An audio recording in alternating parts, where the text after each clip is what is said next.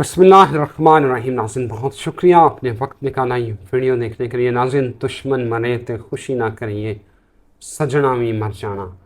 नाज़रीन पिछले हफ्ते Modi is my friend, India is our friend से यहाँ से सफ़र शुरू हुआ था और इस हफ्ते तक ये सफ़र जो है यहाँ पहुँच गया है कि हम आपके ऊपर 25% से ज़ायद टैरिफ लगा रहे हैं। नाज़रीन ये खबर है, सिर्फ खबर बता रहा हूँ, लेकिन पेशगोई वो कुछ और है और वो मैं उसामा साहब से जानना चाहूँगा कि ये तो अभी शुरुआत हुई है।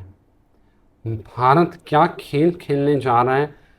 भारत एशिया में जो एक बहुत बड़ी तब्दीली आने वाली है, जो आपकी इकोनॉमिक्स, पॉलिटिक्स, जियो पॉलिटिक्स, आपके बॉर्डर्स, पाकिस्तान के नेबरिंग कंट्रीज़, वहाँ पर क्या सूरत हाल होने वाली है। और आज की वीडियो खुसूसन भारत में हमारे जो देखने वाले हैं ये उनके लिए बड़ी इम्पोर्टेंट है और ऑब्वियसली हमारे जो पाकिस्तानी व्यूअर्स हैं उनके लिए भी, कि ये सिनेरियो क्या बनने वाला है। ये अभी ट्रेलर है, अभी हल्की सी धुनी, वो जो है ना हल्का सा एक धुआं उठ रहा है, हल्की आग है, लेकिन ये आग कितनी बड़ी होगी जानते हैं Mohammad Usama Ali, the very famous astrologer, business consultant and religious scholar. Usama साहब जी बहुत शुक्रिया। बिस्मिल्लाहिर्रहमानिर्रहीम, अल्हम्दुलिल्लाहि रब्बिल आलमीन, अल्लाहुम्मा सल्लि अला मुहम्मद व आले मुहम्मद। देखें, इसमें इंडिया जो ये तेल जमा कर रहा है, जो मेरी असेसमेंट है वो अगला जो पाकिस्तान पे उसने एक बहुत बड़ा हमला प्लान कर रहा है, उसके लिए वो अपने तेल के रिज़र्व्स को मेंटेन कर रहा है। बहाना अमेरिका अब उसको खुद शेल्टर दे रहा है, या ये वो क्या कहते हैं, हाथी के दांत खाने के और दिखाने के और व्हाट्सएवर। क्योंकि इस टाइम जो आपकी इंटरनेशनल जितनी भी इस्टेब्लिशमेंट्स हैं या इंटरनेशनल जितने भी ममालिक की ख़ारजा पॉलिसियाँ हैं, वो इंतहाई नॉन एथिकल वो हैं। उनके पीछे कोई फाउंडेशंस नहीं है, उनके पीछे कोई करैक्टर नहीं है, और अब इन पे एक मतलब कोई बहुत ज़्यादा रिलाई नहीं किया जा सकता। वो बेशक ट्रंप के स्टेटमेंट्स हों, बेशक बाकी किसी ममालिक के। और मैं समझता हूँ कि ममालिक के स्टैंस में ही अगर आप देख लें तो आपके पास काफ़ी ऐसी स्टोरीज़ हैं जिसमें कई ममालिक के स्टैंस आपने सेम टाइम पे मुतनाज़ा देखे होंगे, जो हकीकत से काफ़ी दूर हैं। मिसाल के तौर पे बरतानिया कभी जहाज़ दे रहा था, हमलों में साथ शामिल था इज़राइल के साथ, कभी ये अब फ़लस्तीन को तस्लीम करने जा रहा है। इसी तरह फ़्रांस इस जंग के आगाज़ में उनके साथ था, अब अगेंस्ट है। अच्छा, इसी तरीके से इसमें ईरान जो है वो अपने अंदाज से सपोर्ट कर रहा था जब का उस पर अटैक हुआ, ज़ाती तौर पे ख़ुद किधर है। यमन एक वाहिद है जो आपको नज़र आएगा, अंसारुल्लाह के उनकी स्ट्रेटजी वहीं की वहीं, वैसे की वैसे, उसमें कोई तब्दीली नहीं आई। लेकिन जहाँ तक ये इंडिया की बात है, इंडिया का भी स्टैंस जो है सेम टाइम पे काफ़ी ज़्यादा मुतनाज़ा है। मिसाल के तौर पे जिन लोगों ने इसके जहाज़ हाईजैक किए, जो इसके हिसाब से रेडिकल इस्लामिस्ट टेररिस्ट थे, उनके साथ तो अफ़गानिस्तान में इसने बैठ के अपने सिफारत खाने और अपने सिफारती ताल्लुकात और उनको सपोर्ट किया, प्रमोट किया। तो ये अपने लोगों को क्या जस्टिफिकेशन देंगे अफ़गान तालिबान के साथ ताल्लुकात पे, इंडियन से अगर पूछा जाए तो। देखें, वहाँ उन्होंने पूरा अपना दिखाया कि जो वो स्टांस ले रहे थे वो बोगस था, वो फेक था।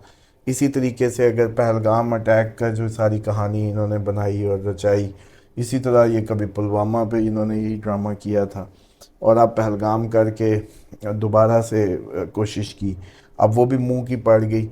तो उसमें भी मैं समझता हूँ कि इवन के ये अपने बड़े बड़े जो स्टार्स होते थे, उनकी मौत को भी नहीं, वो जैसे कहते हैं अप्रेजल दे सके शहीदों को अपने।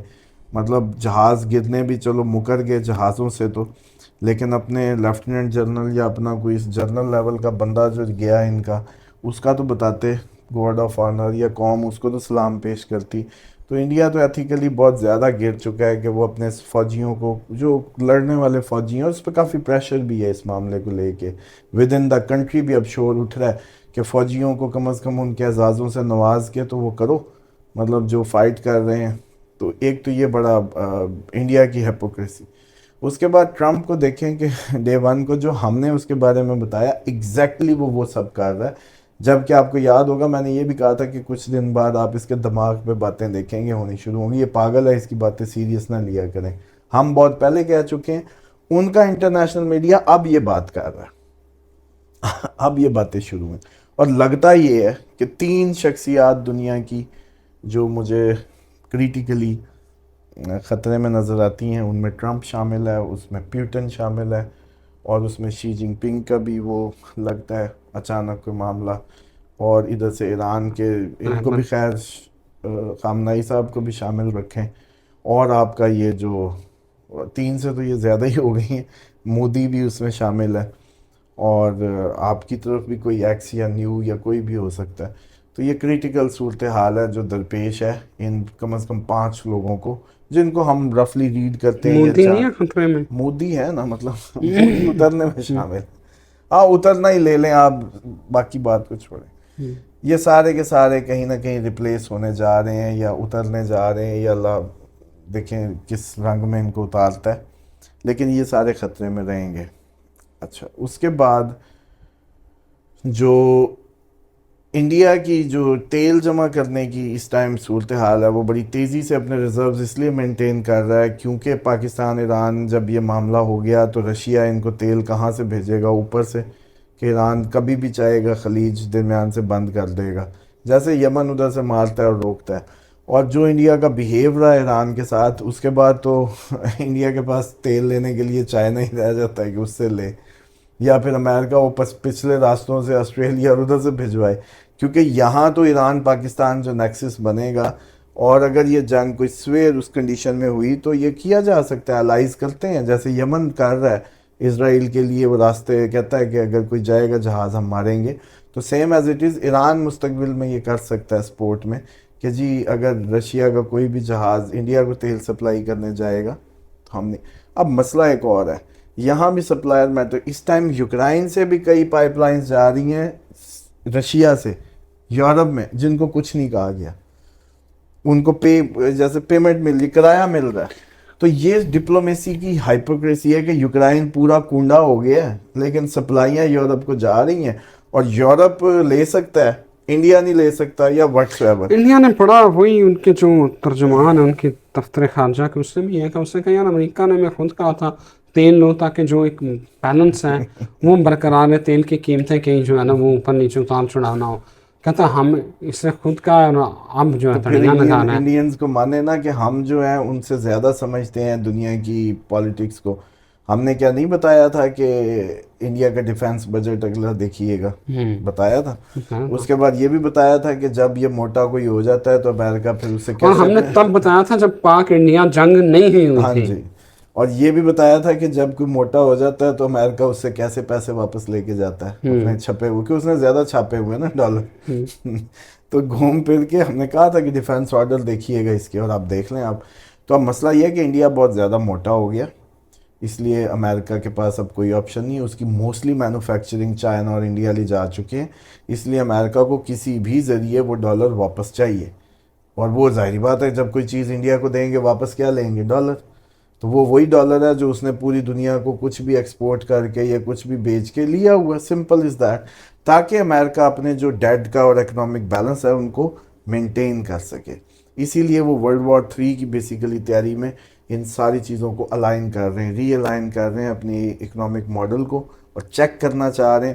اور یہ جو پاکستان پہ اتنی مہربانی ہے، یہ پاکستان ہمیشہ ان کی سٹپنی رہا ہے، سیکنڈ آپشن رہا ہے. مثال کے طور پہ کرونا میں جب چائنا سے ساری ایکسپورٹ بند ہوئی، وہ سارے آرڈر ہمیں مل گئے تھے، اور پی ٹی آئی کی حکومت نے کہا کہ جی ہم نے کوئی بہت بڑا تیر مار لیا ہے، ایکسپورٹس بڑھا لی ہیں. وہ کوئی ہماری قابلیت نہیں تھی، وہ ہمارا لک تھی، جگاڑ تھا جو قدرت نے ہمیں لگوایا. اب بھی یہ ہے کہ جو چیزیں انڈیا دے رہا ہے وہ پاکستان کی زیادہ پروموٹ ہو جائیں گی. اور ویسے پاکستان بڑی کوئی ادھر میرے اس سے ادھر بنا رہا ہے نا کوئی سیٹلائٹس اور بڑا کچھ جو کوئی بڑی کوئی قیمت لے جائے گا اور بڑا کچھ اس سے زیادہ سود دے رہا ہے، جتنی ایکسپورٹ نہیں کر رہا جتنا اس پہ سود چڑھ رہا ہے. تو یہ اوور آل جو سنیریو ہے دنیا کا وہ آپ کو اس دسمبر تک بلکہ نومبر تک کئی ممالک کی نئی جنگوں میں انٹری ہو چکی ہوگی. دنیا کے کئی جو ہے وہ حالات ٹوٹلی انٹائرلی ڈفرینٹ ہو چکے ہوں گے. کئی دوست دشمن اور دشمن دوست ہو چکے ہوں گے. تیزی سے یہ آپ کو نقشہ ملے گا. اور جیسے پچھلے سال جب کہا تھا یاد ہے نا کہ کتنے ممالک انٹر ہوں گے، آپ نے دیکھ لیے کچھ 6 8 10 آ گئے تھے. اس سال اور اضافہ ہوگا. لیکن مسئلہ یہ ہے کہ ہماری اب کیونکہ ایکسپیکٹیشن بہت ہائی ہے، اب ہم چاہتے ہیں کہ ہر ملک لڑے تب ہم ورلڈ وار 3 مانیں گے. یہ 10 20 15 پہ نہیں مانیں گے. لیکن یہ مجھے امید ہے جو لگ رہا ہے کہ جو ابھی نہ مانا اس سال ورلڈ وار کو نہ مانا، اپریل 2026 کے بعد سے جو سیکول شروع ہوگا وہ اتنا وہ شروع ہوگا جیسے کہتے ہیں نا سیریس، کہ وہاں سارے ہی مان چکے ہوں گے. ہر ملک کی حکومت، موسٹلی حکومتیں، موسٹلی اسٹیٹس کو، موسٹلی پاور کوریڈورز بدل رہے ہوں گے. ان کو بدلنے کی بات ہو رہی ہوگی، آزادی کی باتیں ہو رہی ہوں گی. اور یہ ساری کہانیاں آپ کو اگر کوئی کسر رہے گی اس سال دسمبر تک تو اپریل 2026 میں وہ سب کچھ آپ دنیا میں مزید، اور پھر اس میں بریک نہیں آئے گی. مطلب مثال کے طور پہ اب ٹیکنیکلی جی ہم چلو اپنے ملک کی بات کریں جس کو سب لوگ سمجھتے ہیں. ہم کہتے ہیں کہ پی ٹی آئی نے 26 نومبر کو جس طریقے سے ایک دم مومنٹم بنا تھا تو لگ رہا تھا کہ بس بھئی انہوں نے بھی کہا پیغام نوٹ کراؤ، کسی طرح ادھر ہو جاؤ. لگ رہا تھا کہ جی بڑے حواس باخت. پھر اب کدھر ہے؟ نومبر کے بعد آج 6 مہینے 8 مہینے گزر گئے، مومنٹم نہیں رہا. لیکن اب اگر 2026 کے اپریل میں جو مومنٹم پوری دنیا میں احتجاج چیزیں شروع ہوں گی وہ پھر آگے کی آگے گین کرتی جائیں گی، واپسی نہیں ہوگی. بس یہ فرق ہوگا. یعنی کہ کوئی کچھ بھی کرے گا اس میں بھارت واپسی. کا جو خواب ہے کہ اکھنڈ بھارت جو بار بار کہتا ہے، میرا خیال ہے وہ ہم اپنی زندگی میں دیکھیں گے کہ کس طرح جو ہے وہ اکھنڈ بھارت چکنا چور ہوتا ہے. دیکھیں اس میں سمپل سی بات ہے کہ اکھنڈ بھارت کی جو اپروچ ہے، یہ سوچ ہے، اس کے لیے بہت ضروری ہے. علمی ایک بات کرنے لگوں، اس کو ذرا اس تناظر میں دیکھیں کہ اکھنڈ بھارت میں کیا آپ بھارت میں شامل ہونا چاہتے ہیں؟ میں تو بالکل نہیں چاہتا. کوئی اینی ون دیکھیں اس پورے نہ پنجاب میں نہ آپ کے ایون جو آپ کے انرسٹ ایریاز ہیں، بلوچستان شامل بھارت میں ہونا چاہتا ہے. چلو اس کو چھوڑو، کشمیر بھارت میں شامل ہونا چاہتا ہے. کشمیر بھی انڈیپینڈنٹ آئیڈیالوجی چاہتا ہے، نہ کہ بھارت کا ساتھ چاہتا ہے. چلو اگر اس میں ایک بہت بڑی سوچ یہ بھی ہو سکتی ہے کہ نہ ان کا نہ ان کا، ہمیں اکیلا ملک بنا دو زیادہ سے زیادہ. لیکن کوئی بھی یہ نہیں چاہتا کہ بھارت کے ساتھ چلا جائے. ٹھیک، تو اکھنڈ کے لیے ایک جو خواب پورا کرنے کے لیے لوگوں میں یہ سوچ کی جیسے کہتے ہیں پذیرائی چاہیے پہلے تو. اس کے بعد ہی آپ حملہ کریں گے اور کوئی حملہ کرے گا اور آپ کسی کو ہرائیں گے. جیسے بنگلہ دیش آپ نے علیحدہ کر دیا اپنی فوجی سپورٹ دے کے، لیکن وہ کیا بھارت کا حصہ بنا؟ بس یہ بات سمجھ لیں کہ اکھنڈ بھارت کا خواب کبھی بھی پورا نہیں ہو سکتا. ٹھیک ہو گیا جی. مودی صاحب سکون کرو، تہاڈا خواب نہیں پورا ہو سکتا. تسی اپنی کرسی بچاؤ تو تسی اپنا بھارت سنبھالو. تہاڈا پیڑا ٹائم شروع ہو گیا. اینڈ ناظرین اجازت دیں، نئی ویڈیو کے ساتھ پھر حاضر ہوتے ہیں. تب تک خدا حافظ.